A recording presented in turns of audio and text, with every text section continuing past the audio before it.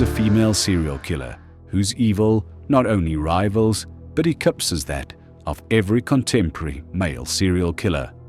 With over 400 victims, she may be the most prolific and most vile predator ever documented. Who is she? Let's examine the case of Amelia Dyer, the baby farmer.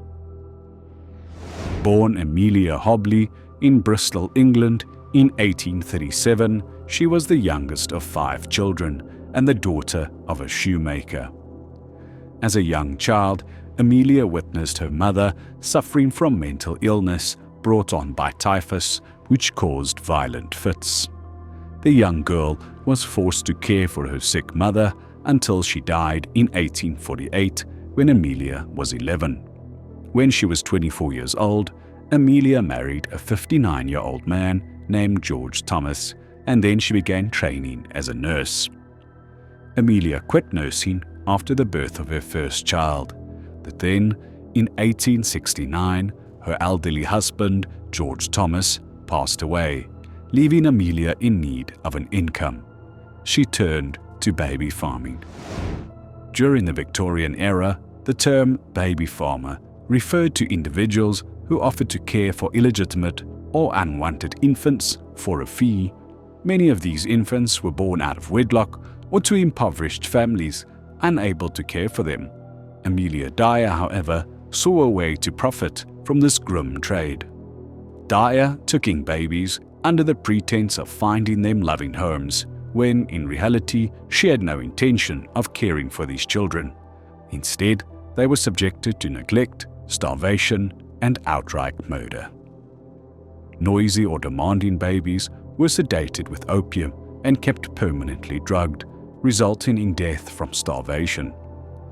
During the Victorian era, infant mortality rates were extremely high, allowing Dyer to get away with her crimes while doctors attributed the deaths to natural causes. But in 1879, after 10 years of murder, a suspiciously high number of infant deaths in Dyer's care caught the attention of authorities. Dyer was arrested, but she wasn't charged with murder or even manslaughter. She was charged with neglect and served only 6 months in prison. Upon her release, she continued killing, but became even more brazen in her actions. Dyer decided not to involve doctors in issuing death certificates and began disposing of the bodies herself. She also forewent the expense and inconvenience of letting the victims die through neglect and starvation, and soon after receiving each child, she murdered them. Dyer's chosen method of murder was to wind white edging tape used in dressmaking around the baby's neck and tie a knot. This slowly suffocated the child. While Dyer killed for money, she took a perverse pleasure in the deaths, later saying, "I used to like watching them with the tape around their necks, but it was soon all over with them." In 1872, Amelia married William Dyer, a labourer from Bristol, and gave birth to 2 more children. To avoid capture and find new victims, Dyer frequently relocated and used many different aliases.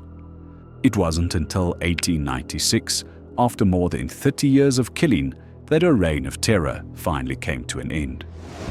A package containing the body of an infant was discovered floating in the River Thames by a bargeman, leading to a police investigation that uncovered the extent of Dyer's crimes. In January 1896, a young barmaid named Evelie Marmon needed help finding an adoptive family for her illegitimate daughter. Like many young women, she was fooled by Amelia Dyer.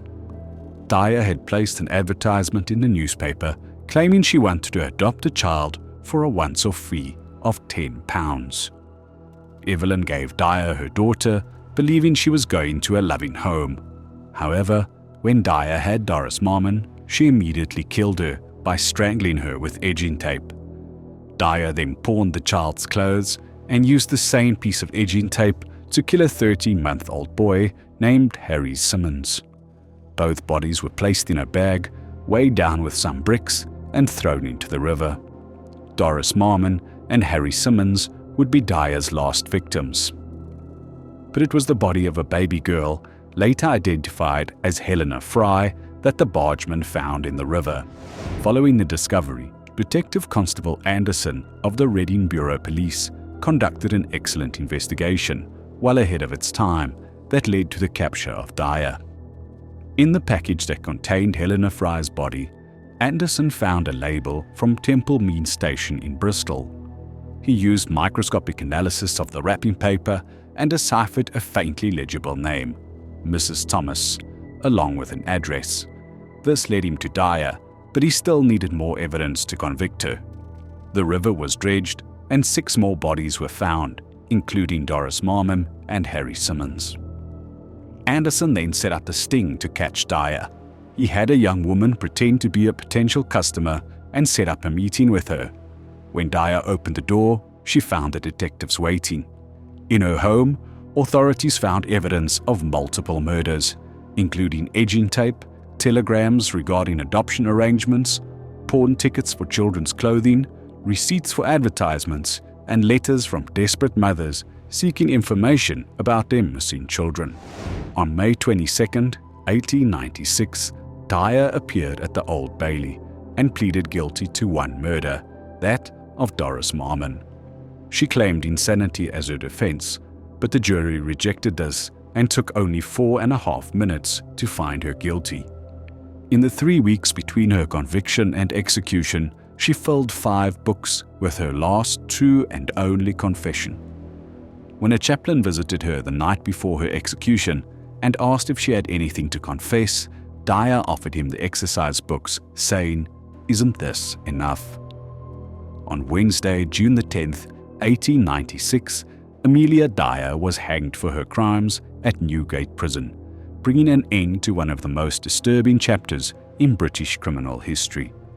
The case of Amelia Dyer serves as a grim reminder of the vulnerability of the innocent and the depth to which human depravity can sink. Her name lives on as a cautionary tale, a reminder that evil can lurk in the most unexpected places.